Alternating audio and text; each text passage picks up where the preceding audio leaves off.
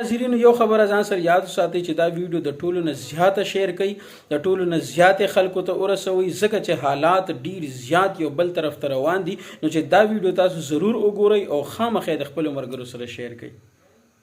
السلام علیکم ورحمت الله وبرکاتو. امید دی چې ټول به روغ جوړ او د صحت په جامه باندې. ناظرینو نن په اسلام آباد کې یو عظیم الشان کانفرنس وشو د فلسطین په حمایت کې، چې په هغې کې د ملک برنا تمام علماء کرامو شرکت وکړو، چې په هغې کې کومه فیصله وشوله.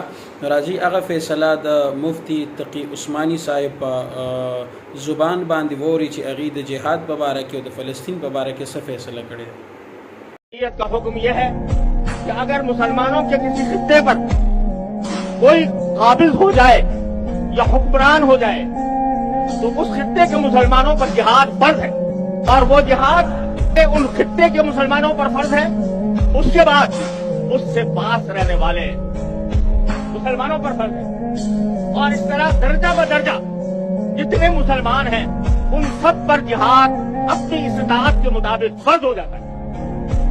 मैं इस बात का एक तालिब इल्म होने की हैसियत से आप हज़रात के सामने ऐलान करता हूँ कि हस्ब इस्तात तमाम मुसलमानों पर जो जहाँ भी रहता हो उसको इस माना में उस पर जिहाद फर्ज है. څوکته چې مفتی تقی عثماني صاحب اعلان وکړلو، خو د دې نه علاوه مفتی منیب الرحمن صاحب هم اعلان کړی دی، مولانا فضل الرحمن صاحب هم اعلان کړی دی د جهاد په باره کې. خو اوس دا جهاد د پاره دی اعلان څنګه کړی دی؟ آیا دا د مسلمانانو د پاکستان د خلکو د پاره دی یا د نورو خلکو د پاره؟ نو د مفتی تقی عثماني صاحب په خپل بیان کې یو خبره کړې ده چې یاره په مسلمانانو باندې درجه به درجه چې کم دی نو هغه جهاد فرض دی. د دې مقصد او مطلب دا دی چې په کوم ملک کې غیر مسلمه په یو خطه باندې هغه قبضه وکړي یا د هغې حکمران جوړ شي، نو د هغه ځای په خلکو باندې خو جهاد اسیم فرض دی، په هغې باندې خو لازم دی او فرض عین دی په هغې باندې چې هغې به جهاد کوي. خو د هغې سره چې کوم ریلیټډ ممالک وي، مطلب چې کوم د چا ورسره بارډر لګېدلی، نو په هغه خلکو باندې هم چې کوم دی جهاد فرض دی. او د هغې نه علاوه چې هغې سره بیا کوم ملک پیوست وي، بیا هغې سره بل ملک پیوست وي، څومره چې د هغې ملکونه وي په هغه ټولو باندې بیا جهاد چې کم دی نو هغه فرض کیږي.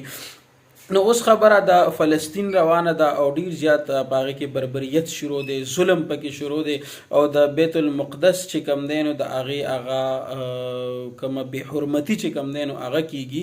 نو دا زموږ د مسلمانانو دپاره د یو غم خبر دی، دا زموږ د مسلمانانو دپاره د افسوس خبر دی، دا زموږ د مسلمانانو دپاره د ډیر زیات د کم ظرفۍ خبره ده چې دا شانتې حال مسلمانانو سره شروع دی. موږ ټول په باندې ډیر زیات غمجن یو، انتهایی درد په باندې محسوسیږي، خو لیکن بس هغه وسایل زموږ عوامو سره نشته دی چې کوم زموږ حکومت سره دی.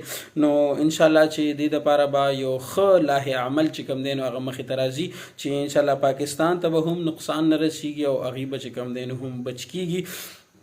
بل چې کوم دی نو سبا د جمعې ورځ دا ډیرو خلکو چې کوم دی نو ریلیګانې کړي دي، ډیر خلک به وځي او دوی به چې کوم دی نو بیا د هغې په باره کې اواز اوچتوي. نو ډیر خلک دا خبره کوي چې یاره د ریلي څه مطلب دی او روډونو ته راوتلو څه مطلب دی. نو ګوره دې کې چې کله مونږ روډونو ته راوځو، کله مونږ اعلانونه وکړو، نو هغه ملکونو سره یره پیدا کیږي چې ګوره دا خو مسلمانان یو موټی دی، دا خو هر یو ملک کې د هغې دپاره خلک راوتي دي او هغې چې کوم دی نو اعلان کوي د جهاد را باندې ګورې سم شه.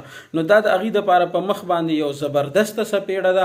نو ټول خلک چرته په ملک بر کې سبا چې کوم دی نو جلوس وي، هغې هلته کې چې کوم دی نو لاړ شي. نو د فلسطین د مسلمانانو دپاره ډیر زیات غمجن یو، انتهایی خفه یو. الله جل جلاله نه دعا ده چې په هغې باندې خپل رحم وکړي، زمونږ په ملک باندې هم الله رحم وکړي او په مسلمانانو باندې هم الله جل جلاله رحم وکړي. دا ویډیو د خپلو ملګرو سره زیات نه زیات شیر کړئ او خلکو ته ورسوئ.